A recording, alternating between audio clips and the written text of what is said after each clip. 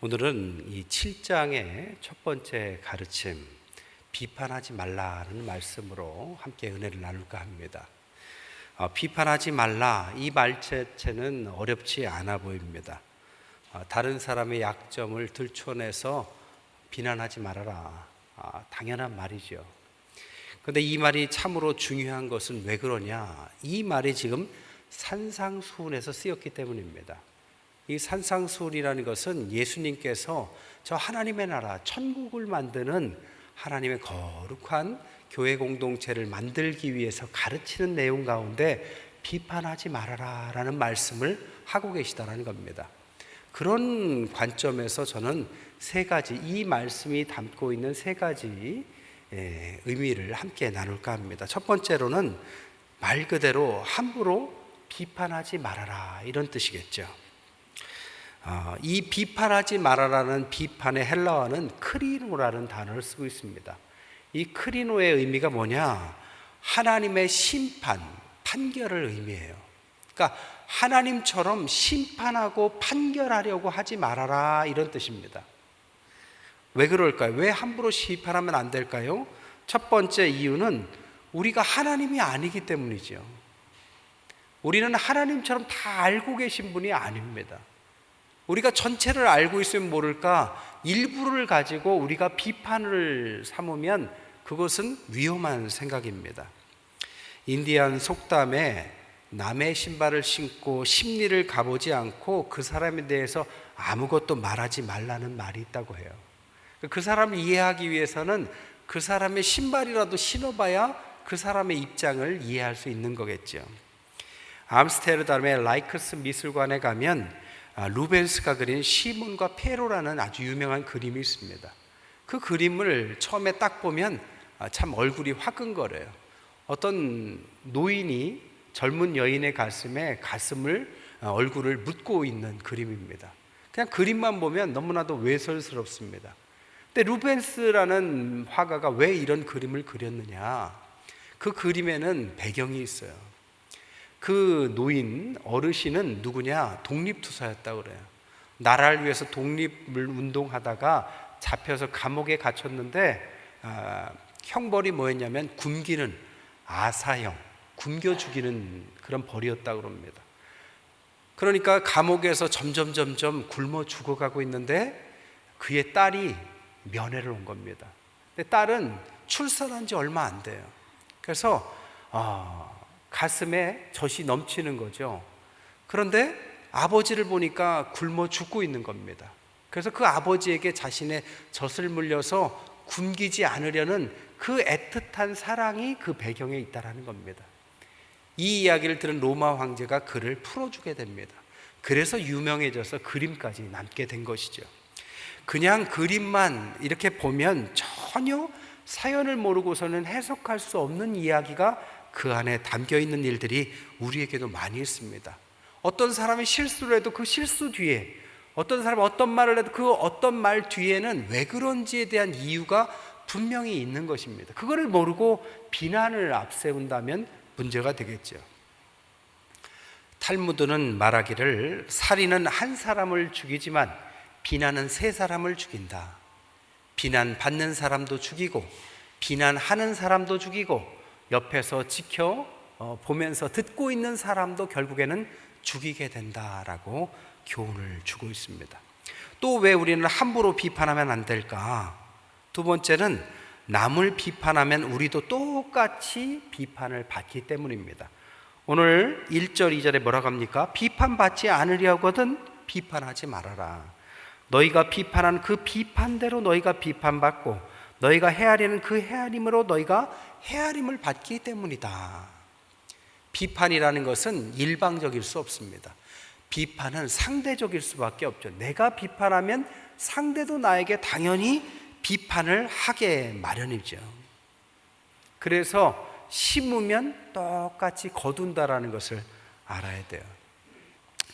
여러분, 우리가 비판을 하는 것은 잘못된 것은 아니지만 비판이라는 것은 서로 오고 가면서 생명체가 살 수 없는 그런 지경까지 갈 수 있기 때문에 비판이라는 것은 되도록 조심하라고 오늘 말씀하고 있어요. 또한 세 번째로 왜 비판하지 말라고 하느냐? 사실 우리는 비판의 자격이 없기 때문입니다. 3절 4절에 보니까 어찌하여 형제의 눈 속에 있는 티는 보고 내 눈 속에 있는 들보는 깨닫지 못하느냐. 눈 속에 들보를 갖고 있는 사람이 작은 티 갖고 있는 사람에게 무슨 자격으로 비판을 하느냐라고 말하고 있는 거죠. 옛날에 미국 대선 후보가요, 이민자들은 나가라 라고 말했습니다. 그랬더니 인디안 협회에서 너희들부터 나가라 라고 말했다고 합니다. 무슨 자격으로 자기들이 주인 행세를 합니까? 자격이 있는 것이 없습니다. 오늘 이 본문도 사실은 예수님께서 비판하기 좋아하는 바리새인들이나 서기관들에 대해서 말씀하고 있는 것입니다. 그들을 따라서 교회라는 거룩한 공동체에서 따라하면서 비판하는 것을 하지 말라는 것입니다. 왜 그들은 그렇게 비판하기를 즐겨하느냐? 자기들이 남보다 낫다라는 우월의식이 있었기 때문이고, 다른 사람 앞에서 그럴듯하게 보이는 외식하는 모습이 있었기 때문입니다. 아니, 하나님께서 이스라엘 백성들이 너무 사랑스러우셔서 그들이 최고의 민족이기 때문에 선택했다고 성경은 말하지 않아요. 그들은 작고 보잘것없어서 그들을 먼저 선택했고, 그들을 통해서 온 인류를 구원할 계획을 가지고 계셨습니다. 먼저 선택했으면 교만하지 말고 감사해야 되는데, 이들은 교만해요. 우리만 하나님의 백성이다라고 착각하고, 자기들은 하나님의 율법을 잘 지키는 사람이라고 생각하고, 자기의 백성 이외에는 이방인이다라고 낙인찍고 그들을 받아들이지도 않았다라는 것입니다. 그렇기 때문에 그들이 자격도 없는 그들을 왜 하나님의 이름을 앞세워가면서 잘난 체를 하느냐? 너희들은 비판하기에 앞서서 너희들 스스로 자격이 있는지를 돌아봐라라는 의미로 비판하지 말아라 라고 말씀하셨다는 거예요. 그러면 성경은 비판은 절대 하면 안 되는 겁니까? 불의를 보고도 침묵하란 뜻입니까? 그건 아닙니다. 성경이 말하는 이 본문에 가르치는 것은 불의에 대한 침묵을 가르치는 것은 아닌 것입니다. 오늘 6절에 보면 거룩한 것을 개에게 주지 말고 진주를 돼지 앞에 던지지 말아라. 아니, 1절부터 5절까지의 비판하지 말라는 이야기와 6절의 내용이 잘 맞지를 않습니다. 무슨 문맥으로 이런 말을 하셨을까? 거룩한 것이라는 의미가 멀고, 또 개는 무슨 의미일까요? 이 개에 대한 다양한 해석이 있지만 가장 설득력 있는 해석은 그 당시에 들개들을 말했습니다. 이 들개들이 막 먹이를 찾아서 떼를 지어 다니는 것을 표현한 거예요. 이 들개가 상징하는 것은 그 당시에 탐욕스러운 제사장들을 말했습니다. 탐욕스러운 제사장들이 거룩한 희생제물을 어렵게 바치는 백성들의 그 거룩한 것들을 사사로이 취하고 좋은 것들만 취하는 것들을 비판한 내용이다라는 것입니다. 또한 돼지들은 무엇이냐?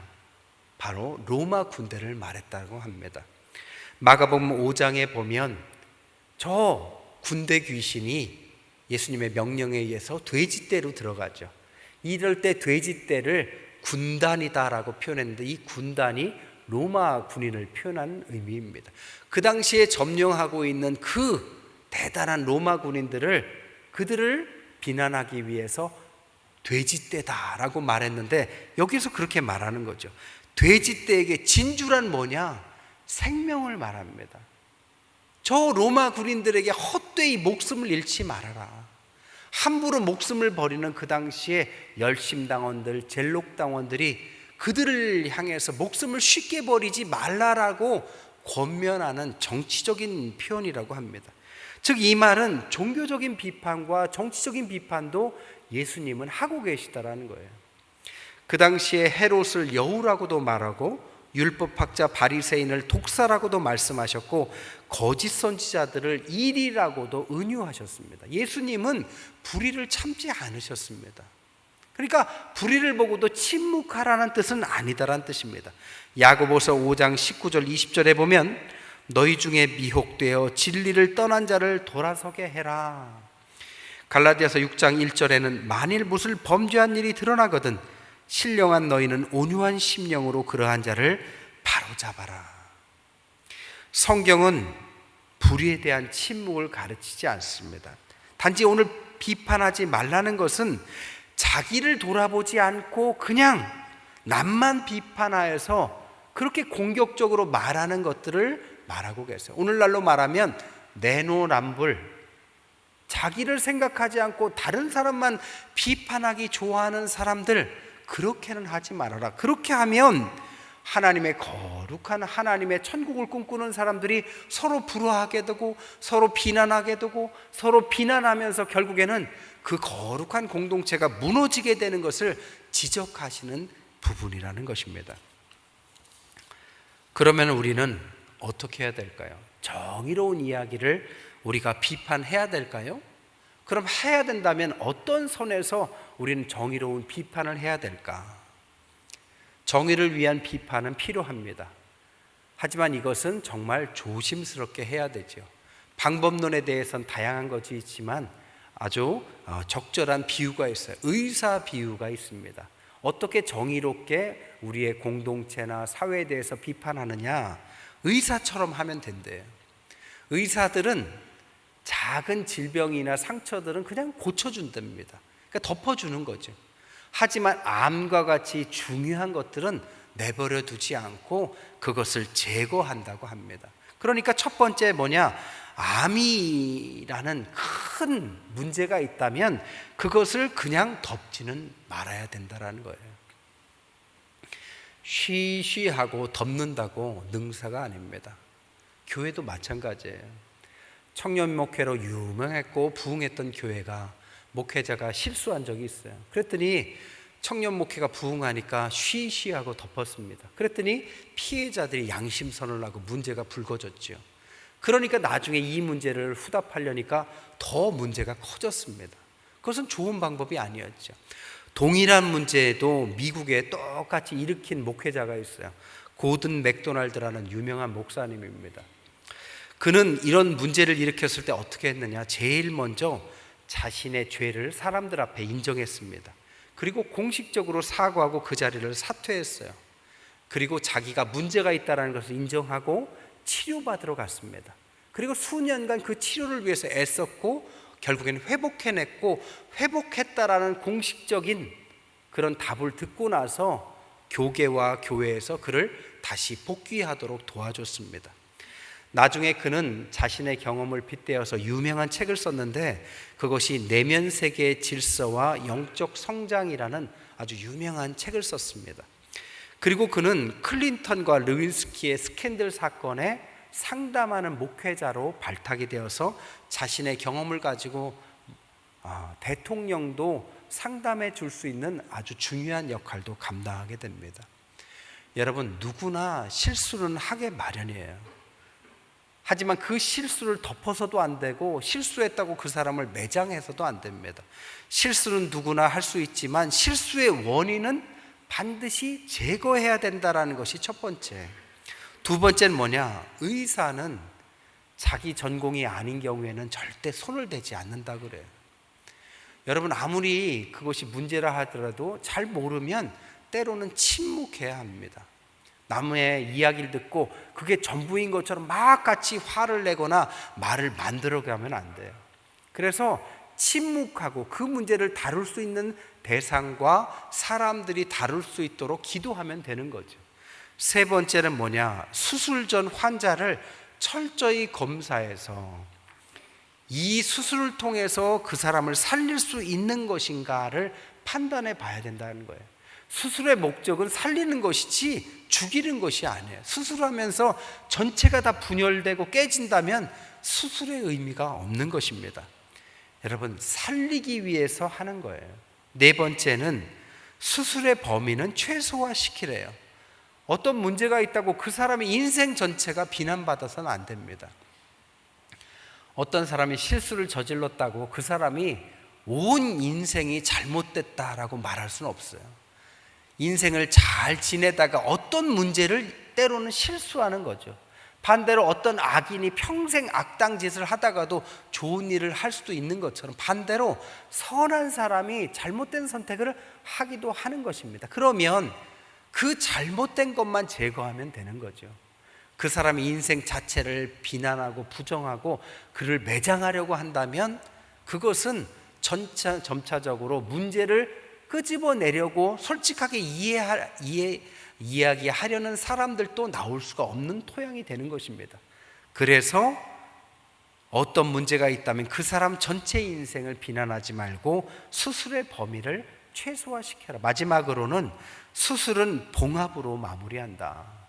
수술하고 배를 가르고 그냥 내버려 두면 안 되겠죠. 항상 수술은 봉합하고 건강하게 다시 건강한 몸을 되찾도록, 모든 비난과 비판은 그것은 애정을 가지고 고치려고 하는 것이지 죽이려고 하는 것이 아닙니다. 결국 정의를 위한, 교회를 위한 비판이든 사회를 위한 비판이든 성숙함이 있어야 됩니다. 정치적인 논리나 미숙함을 가지고 공격을 앞세우기 위해서 비판하면 안 되고, 살리기 위해서 정의롭게 조심스럽게 그 죄를 제거하고 다시 봉합해서 모두가 다 그 멤버들이 계속 건강하게 성장할 수 있도록 사랑을 가지고 고쳐나가야 되는 것이죠. 누구나 실수는 할 수 있습니다. 하지만 누구나 배제돼야 되는 것이 아니라 잘 고쳐서 수술받고 건강한 몸으로 돌아올 수 있도록 함께 기도하면서 만들어가는 것이 비판, 정의로운 비판의 자세라는 거예요. 마지막 세 번째는 뭐냐? 가장 중요한 것은 이 구절이 의미하는 것이 뭐냐? 단순히 비판하지 말아라? 아니면 비판해라? 라기보다는 이 말은 나의 숨은 들보를 제거해라 라는 의미가 강하다는 것입니다. 왜 그렇게 이해해야 되느냐? 바로 그 예를 든 것이 티와 들보기 때문입니다. 여러분, 티와 들보의 의미가 뭘까요? 티는 작은 것, 들보는 큰 것, 다른 사람의 작은 것, 나의 큰 것, 단순히 그런 의미만 있는 것이 아니라 원어적인 의미를 이해하면 더 이해가 큽니다. 여기서 말하는 들보의 원어를 해석하면 통나무를 의미합니다. 그리고 티라고 의미하는 것은 통나무에서 나온 조각, 톱밥가루를 의미한다고 그래요. 그러니까 이 티와 들보를 말하는 것은 통나무에서 작은 먼지 조각이 날아가서 눈에 들어가는 그런 상황을 염두에 뒀다라는 거예요. 왜 이런 은유를 쓰셨을까요? 예수님께서 공적 생애를 살기 전에 직업이 무엇이었습니까? 바로 목수셨죠. 목수를 하시다 보면 막 톱질을 하다 보면 통나무에서 먼지가 막 날아가서 붙잡고 있는 사람의 눈에 티가 들어갈 수 있는 거죠. 그러면 톱질하는 사람이 야, 너는 어떻게 하길래 톱밥가루가 눈에 들어가냐? 이렇게 말할 수 없다라는 거죠. 왜? 톱질을 내가 했기 때문입니다. 결국엔 톱밥가루가 들어가게 만든 것은 결국 원인은 나일 가능성이 크다라는 거예요. 그래서 다른 사람 눈에 톱밥가루, 먼지가, 티가 들어갔다면 그것은 그 티의 원인을 톱질했던 통나무를 갖고 쓸고 있는 나일 가능성이 크다라는 것을 돌아봐라라는 뜻입니다. 남의 눈에 들어간 티끌은 자신의 통나무, 들보에서 날아간 톱밥가루, 먼지일 수도 있기 때문에 자신을 돌아봐야 되는데, 자신이 마치 하나님 정한 것처럼, 하나님이 재판하시고 판결하시는 것처럼 너는 왜 그 모양이냐? 라고 말한다면 이게 얼마나 모순적인 것이냐. 그러니까 자신을 돌아봐라.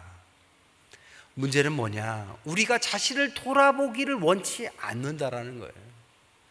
우리는 본능적으로 자신의 잘못을 숨기고 그것을 가리는 것을 원합니다. 이것을 심리학적으로는 방어 기제라고 그래요. 자신의 약점을 들춰내면 다른 사람이 그 약점을 손가락질하고 공격할까 봐 두려워서 자신은 자기를 방어하려는 본능이 있다는 겁니다. 이 본능 때문에 자신이 실수하고 나면 어떻게 하느냐? 투사, 받아들이기 어려운 것에 불안감을 덜기 위해서 남의 탓으로 돌리는 본능이 있대요. 우리의 속담으로 보면 더 쉬울 것 같아요. 방귀 낀 놈이 성낸다. 방귀를 끼면요, 자신이 방귀 낀 것을 들키기 전에 먼저 이야기합니다. 누가 방귀 꼈냐 하면서 막 너냐? 그럼 난 아니야. 사람들은 어리둥절하죠. 하지만 그것은 자기가 방귀 낀 것을 숨기기 위해서 성을 내는 것처럼 오늘 본문도 자신이 들보를 가지고 지금 톱밥가루를 만들어서 다른 사람 눈에 먼지가 들어가게 해놓고 그것을 감추기 위해서 자기가 먼저 화를 내고 있다라는 겁니다. 우리의 마음 가운데 자신이 타신 것을 자꾸 남 탓하고 자기를 감추고 자기의 죄를 가리려는 이 죄성을 주님께서 주님의 거룩한 공동체를 만들기 위해서는 먼저 너 자신을 돌아볼 줄 알아야지. 너 자신을 지키려고 다른 사람을 공격하기 시작하면 비판이 되고 비판이 서로 간에 공격이 되고 그러면 그 공동체가 그 교회가 그 천국이 어떻게 이루어지겠느냐를 오늘 말씀하고 있다는 겁니다. 옛날 카톨릭에서요 내 탓이요 운동을 했어요. 얼마나 좋은 말입니까? 다 내 탓으로 받아들이자. 그래서 차량용 스티커를 다 나눠줬어요. 근데 사람들이 어디에 붙이고 다녔을까요? 차 뒤편에, 뒷차가 보이는 곳에 붙였습니다. 그러면 누구 탓이라는 겁니까? 자기 탓이라는 거예요? 뒷차 탓이라는 거예요? 우리는 내 탓이라고 하면서도 남 탓을 하는 그런 본성을 갖고 있다는 겁니다.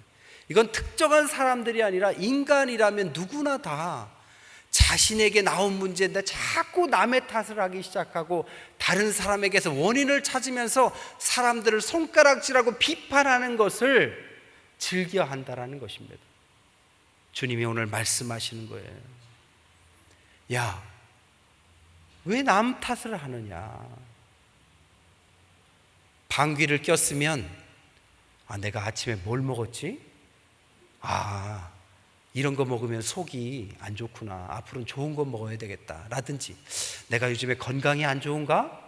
운동도 좀 해야 되겠고 건강한 음식을 먹어야 되겠다라고 돌아보면 되는데 방귀를 끼자마자 자기를 수치심에 다른 사람들이 자신에게 손가락질을 할 것이 두려워서 사람들에게 너냐?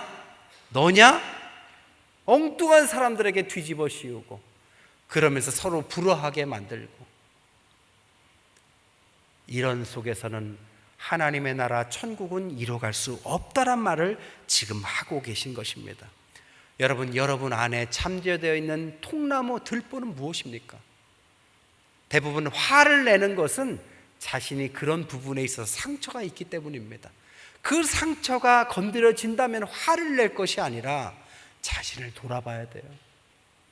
주님의 백성이라면 하나님의 거룩한 백성으로 성장하기 위해서 자신의 연약함을 돌아보고 고치려고 하고 솔직하게 주님과 사람들에게 고백하고 나는 이렇게 연약한 사람입니다. 저는 주님이 더 필요한 사람입니다. 라고 솔직하게 이야기하고 함께 기도로 그것을 내어놓고 기도하는 곳은 천국이 이루어지지만 그것을 감추고 그때 분노를 터뜨리면서 공격하는 사람들에게는 하나님의 천국이 이루어질 수 없는 것입니다. 말씀을 정리할게요. 여러분 함부로 비판하지 마십시오. 하지만 불의에 대해선 침묵하지도 마십시오. 비판하기에 앞서 항상 자신을 돌아보고 먼저 나의 큰 상처나 연약한 부분이 무엇인지 하나님 앞에서 나를 돌아보면서 이제 새로운 10월이 됐고 앞으로 이제 3달밖에 남지 않은 2022년을 주님 안에서 나를 돌아보면서 나를 고쳐가면서 거룩한 백성이 된다면 이제 우리 교회와 가정과 우리 나라가 하나님 앞에서 거룩한 백성으로 갈 수 있는 한 걸음 도약하는 한 걸음 될 줄 믿습니다. 그런 은혜가 넘치시기를 주님의 이름으로 간절히 축원드립니다.